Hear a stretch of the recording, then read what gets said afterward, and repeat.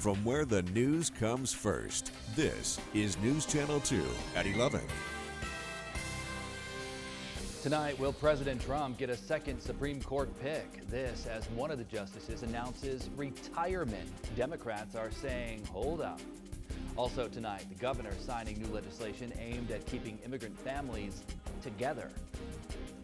Stunned, a little bit shocked. And he gave advice, kept us going in the right direction. And a car crash forces a church community to say goodbye to the leader who held their congregation together.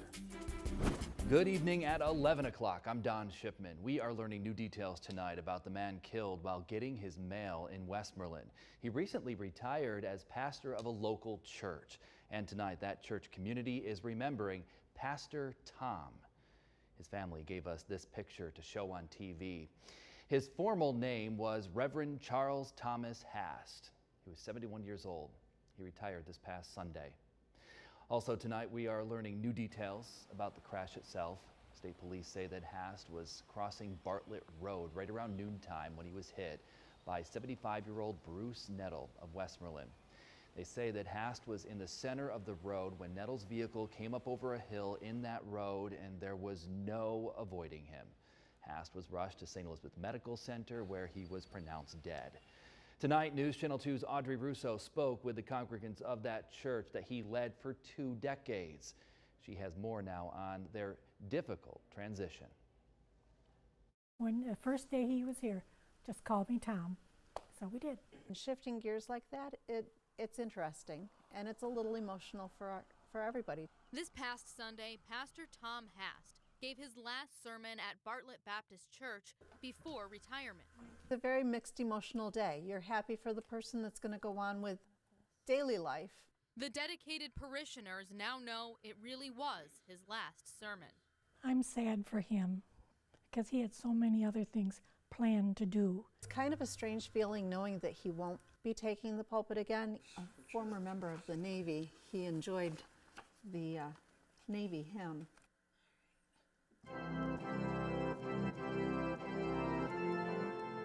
To the untrained eye, he was the pastor of a church with a dwindling congregation.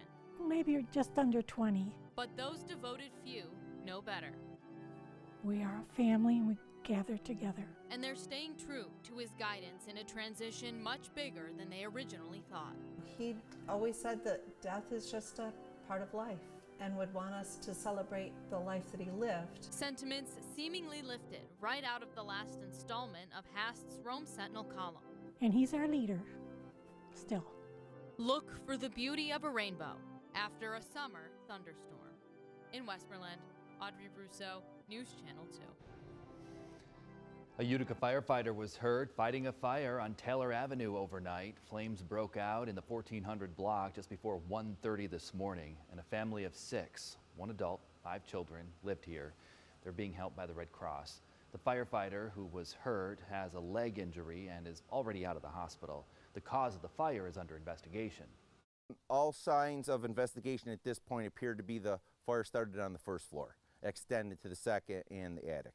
The first floor was vacant at the time. There was some minor remodeling going on the first floor. And now lots of damage. Houses on both sides of 1407 Taylor were damaged in the fire as well. An Ilion family is homeless following this fire at the corner of East Street and East State Street. We first reported this last night. It happened around 10:30 last night. No one was home at the time. The Red Cross helping out this family as well. New evidence has come to light in the Ricky Woods Jr. murder retrial case. A witness who served time in the same prison as Woods in 2016 claims that Woods admitted to killing Jamal Mathis in 2015. The witness says that Woods would talk to inmates that walked by his cell. Testimony continues tomorrow at 10 a.m. The man accused of stabbing a man to death on John Street in Utica was briefly in Oneida County Court today. Edmund Hyatt was arraigned in May on charges of murder and burglary for the stabbing death of 40-year-old Nicholas White. Today in court, the judge set a motion date. That's a date by which the defense has to make certain requests of the court. Hyatt is due back in court on July 25th. Sentenced to the max, the man who sexually abused 2 young girls last summer in Rome is sentenced to 7 years in prison. In Oneida County Court today, James Caruso said that he wants to get counseling in prison so it never happens again. His attorney said that his client takes responsibility for what he did. The judge, though, pointing out exactly when he took responsibility. My problem with your stepping up and taking responsibility when you did is that it was literally in the 11th hour here. These young girls, as you admitted to me, were victimized once and then had to be victimized again and relive what they went through here. They had to sit here in a room full of a bunch of strangers and relive what you did to them. The judge also issued an order of protection for the 2 young victims. That expires 2042. State police are investigating the theft of a boat trailer stolen from local Boy Scouts. It's described as a 2009 homemade heavy-duty tilt-bed boat trailer. And police say that it was stolen from the Boy Scouts of America Leather Stocking Council in Forestport. It happened at some point between May 5th and May 26th, and anyone with any information on this case being asked to contact state police at the number at your screen here, 315-366-6000, and all calls remain confidential. Let's get a first check of the forecast. Heavy rain at times moving through the region this evening. What can we expect tomorrow?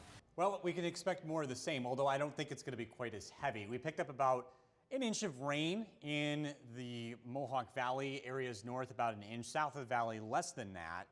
This rain is much needed because we are going to be generally dry as we look ahead. Live look at the radar, lingering rain showers, especially in and north of the Mohawk Valley. Temperatures have gone nowhere since 6 o'clock. We're still 64 degrees. This is part of a push of warmer air that's going to be rolling into the region. Rain continues tonight, some fog as well. Looks like muggy weather will be around tomorrow with the risk of a shower or a thunderstorm. And we've got an extended stretch of hot weather just on the horizon, and it's going to be hanging around. We do have a full moon tonight, by the way, and I know you can't see it, but maybe we'll have better luck tomorrow. Forecast for tonight, rain showers, we're down to 62 degrees. Morning commute featuring a few scattered showers. Temperatures will climb into the low 70s just as we approach lunchtime. Have a look at your Storm Tracker 2 7-day forecast, and that's coming up. Don, back to you. If you missed any of this, WKTV.com for weather anytime. Go to the weather section, and inside there you're going to find the hourly forecast and the weather blog.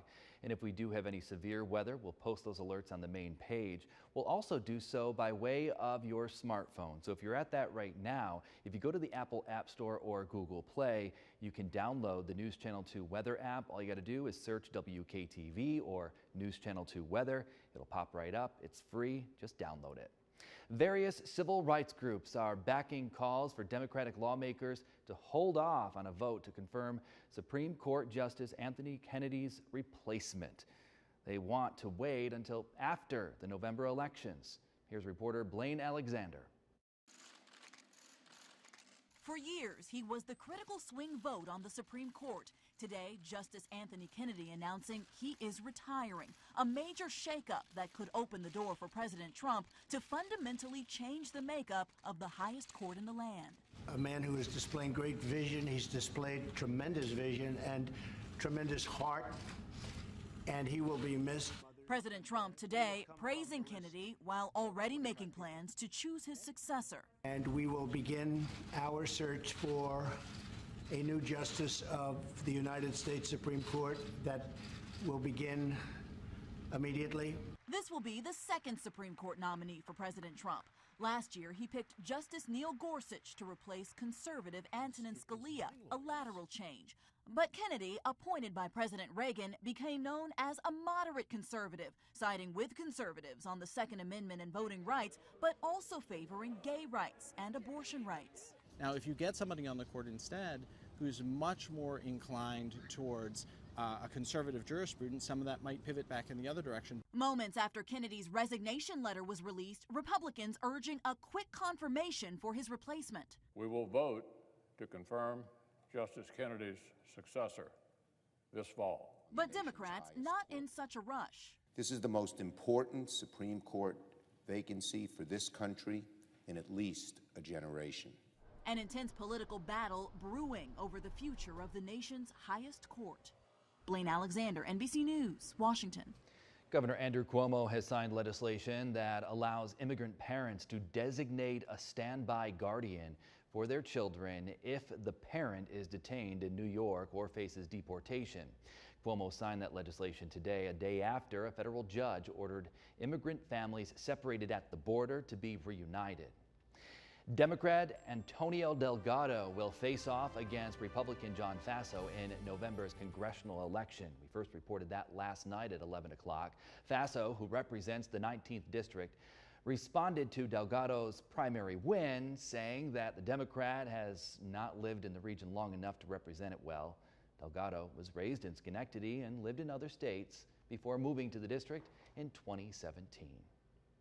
Coming up here tonight on News Channel 2 at 11, Living the American Dream, owning your own home. Experts outline grants available to Uticans. Also tonight, a local military rehab center pays tribute to those who help make their mission possible. Bill. We're looking at more showers as we head into tomorrow. It will not be as heavy as what we saw today, and it will also be warmer. Have a look at your forecast coming up.